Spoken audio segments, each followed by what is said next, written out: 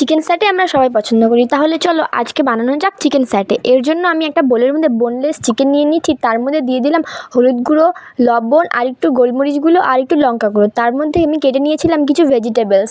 এবার ভেজিটেবলসগুলো দিয়ে মাংসটিকে ম্যারিনেট করে নেব। তো ম্যারিনেট করার সময় আমি দিয়েছি আদা রসুন পেস্ট, আরও জিরে বাটা এবং হলুদ, লবণ, গোলমরিচ গুঁড়ো। ভালো মতো ম্যারিনেশন করে এটাকে আমি কিছুক্ষণের জন্য রেস্টে রেখে দেবো। রেস্টে রেখে দিলে মাংসটা ভালো করে অবজার্ভ হয়ে যাবে।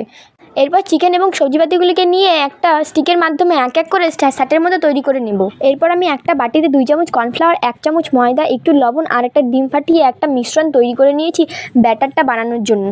এরপর আমি একটু পরিমাণে গোলমরিচের গুঁড়ো এর মধ্যে অ্যাড করেছিলাম। ভালো করে একটা ব্যাটার তৈরি করে নিয়েছি। এই মিশ্রণটার দ্বারাই আমি চিকেন স্যাটিগুলোকে বানাবো। আর এরপরে কড়াই গরম করতে রেখে স্যাটিগুলোকে ব্যাটারটা দিয়ে ভালো করে কোট করে নেব। ভালো করে কোট করা হয়ে গেলে গরম তেলের মধ্যে দিয়ে এপিট ওপিট করে ভেজে